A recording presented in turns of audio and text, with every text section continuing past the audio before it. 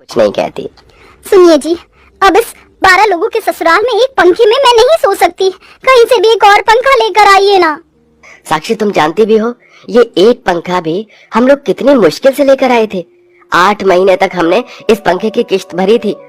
बस कुछ समय की और बात है, फिर गर्मी का मौसम तो चला ही जाएगा।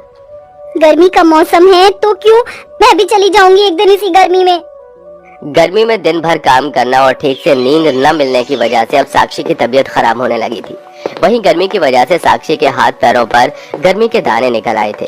साथ ही साथ अब धीरे धीरे उसके शरीर में पानी की कमी भी होने लगी थी।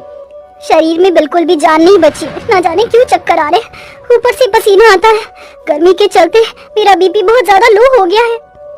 अरे साक्षी बहू, तू यहाँ बैठी है, चल अब जल्दी से उठो, सबके लिए एक एक कप चाय बना दे। मेरी तबीयत मुझे कुछ ठीक नहीं लग रही है, आज चाय आप किसी और से बनवा लो।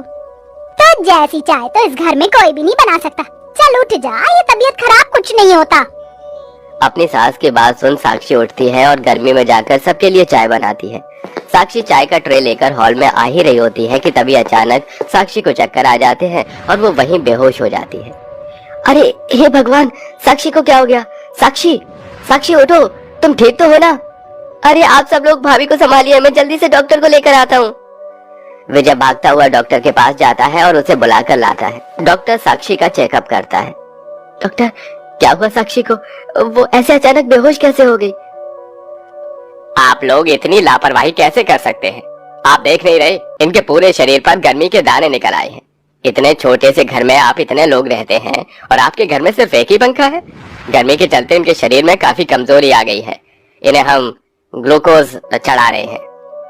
डॉक्टर की बात सुन सभी लोग साक्षी के लिए परेशान हो जाते हैं। साक्षी 1 हफ्ते तक अस्पताल में एडमिट रहती है, जहां उसे 4 से 5 बोतल ग्लूकोज की बोतल चढ़ती है।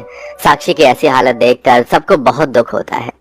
आप सब लोग माने ना माने, लेकिन आज जो भी साक्षी बहू की हालत है उसके जिम्मेदार हम हैं। हमने सोचा जैसे हमें एक साथ एक पंखे के अंदर गुजारा करने की आदत पड़ गई है, वैसे ही साक्षी बहू को भी पड़ जाएगी, लेकिन हम लोग गलत थे। माँ जी बिल्कुल ठीक कह रही हैं, वो बेचारी हमेशा परेशान होती रही और हम उसे नजरअंदाज करते रहे। साक्षी ने मुझसे कहा भी था, लेकिन मैंने उसकी बातों को सुना नहीं। अगर सुन लेता तो आज मेरी साक्षी की ऐसी हालत नहीं होती। भैया आप कुछ भी करिए, लेकिन भाभी के लिए पंखा लेकर आइए। आरती की बात सुन और साक्षी की हालत देख घर में सभी लोग अब थोड़े थोड़े पैसे मिलाते हैं, जिससे जय एक फर्राटेदार पंखा लेकर आता है, जिसकी हवा के सामने बैठकर साक्षी को काफी अच्छा लगता है।